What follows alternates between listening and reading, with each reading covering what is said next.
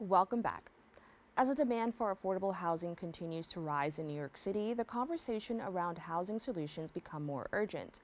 HANAC is leading the charge in addressing this crisis. They have been committed to providing affordable housing and independent living options, particularly for seniors, for over 50 years.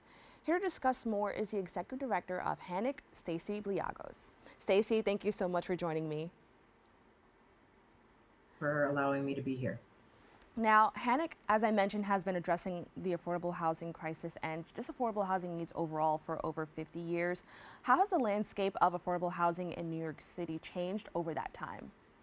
Sure. So I think we have HANAC is a nonprofit located in Western Queens, and currently we have over 650 units of senior affordable housing, with a few hundred more slated to be built in the next few years. I think in general, I think what we're dealing with New York, and I think it's always been this way, is a matter of supply and demand. I think more and more people want to live in New York City, and I think there is not enough demand for affordable units. And so I think that's always been the landscape of New York. Um, so um, that and I think as we're discussing affordable housing, I think there is this preconceived notion of, oh, what is affordable housing? I don't want this in my neighborhood. So I think that's continued and is certainly relevant now. Now, you kind of briefly mentioned what I could imagine some challenges are, but I'd love to expand on that. Currently, what are the biggest challenges facing the city when it comes to expanding affordable housing?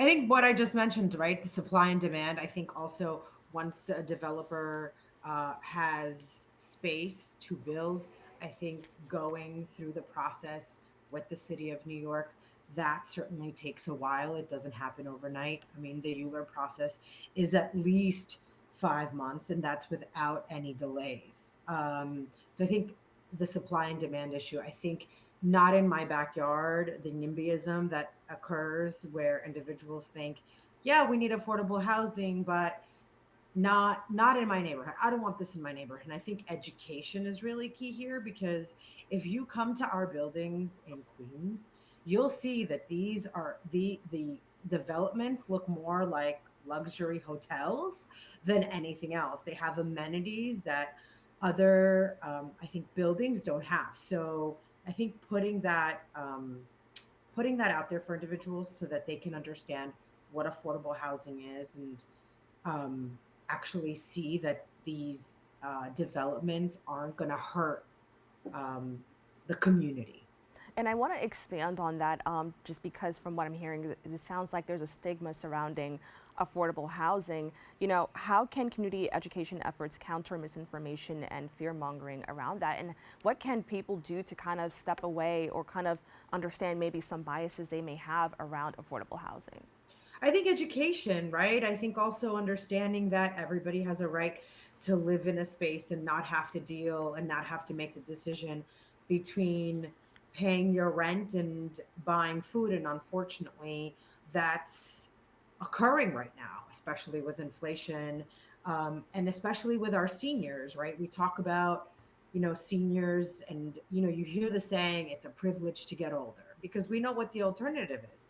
But when you're a senior individual, you're older adult individual, and you have to pick between paying for rent or paying for a medical bill or paying for rent and buying food, it's not that you're not that, it's not that much of a privilege at that point, right? So I think educating individuals about what affordable housing is, and really switching that mindset so that everybody could get behind individuals living in New York City having affordable housing for all, not necessarily just for seniors, but for families, for they're all generations have an opportunity to live in a space where they can grow and thrive. Now, Mayor Adams has called for city agencies to repurpose underutilized properties for housing. What are the biggest opportunities and roadblocks in implementing this initiative? I think also that, unfortunately, and I think the administration has done a really wonderful job at, with the city of Yes. I think it's actually getting out of their own way. I think um, actually targeting uh, uh, underutilized space, whether that's buildings and parking lots, et cetera, but actually making the development process quicker. And I think that it's not quick enough, unfortunately. So, although they've done an amazing job, I think that's one of the obstacles is actually getting from that development. That we found this site, right? Like it's this is wonderful. How can now we make that space short, the time shorter? Now, I want to talk about something that I've been hearing many people kind of express concern about, and that is that many lower and middle income earners are leaving New York City due to high costs. What policies or programs could help keep these residents in the city and kind of keep what makes New York City amazing? How can we keep that within the city? So I think, okay, obviously you hear all these individuals leaving New York City, but you hear a lot of individuals coming to New York City as well. So I think New York City is still very much populated and overpopulated. I think that the city has a lot of social service programs that individuals can that take advantage of, especially for seniors. I don't know if that necessarily occurs. I think the city has housing vouchers. I think there needs to be education behind that. So, and also the city needs to increase their housing vouchers, especially if the supply of affordable housing is not as great as we want it to be. So, I think taking advantage of the social services that the city has to offer is very key. And also, I think government and nonprofits like HANAC really need to work together to increase the affordable housing stock so that individuals have an opportunity to live in an affordable space and actually stay in the communities that they help build or want to build. Now, I'm so glad that you mentioned that because I wanted to kind of delve a little bit deeper into the role your organization plays in increasing housing availability. So, can you tell us a little bit more about that? Sure. So, I mean, as I mentioned, HANAC is owner and developer of 650 units of affordable senior housing. We have two other developments go, uh, slated to be built in the next few years. One in Queens, our first in Westchester, White Plains, which will be outside of New York City. Um, I think as an organization, we have our mission is to help individuals, whether they live in one of our developments or they live in somewhere else. We have a lot of social service programs dedicated to um, having to teaching individuals about their rights, about how they can get housing vouchers, about how they can enter the lottery process that the city HPD runs. So if they can't find an apartment within our development, they can find somewhere else within the five boroughs.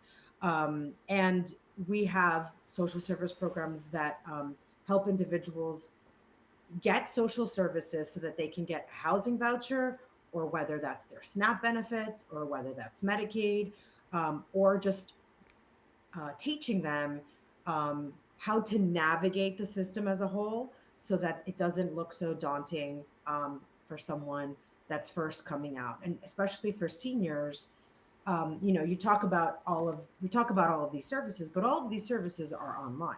So we take for granted that maybe you know how to use the internet and you have a computer and I have a computer, but maybe an older adult doesn't. And if they do, maybe they don't know how to navigate the computer as well as we do. So it's not just about, presenting these services, it's about actually helping them get to the services, setting up an email address, setting up a password, making sure that they don't forget it.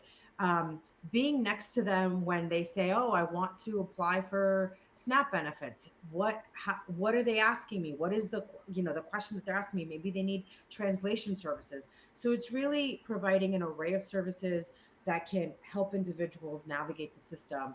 Um, and educating them so that there's no because I think also we deal with shame, and we deal with individuals saying, you know what, I worked all my life. I feel really embarrassed asking for help now.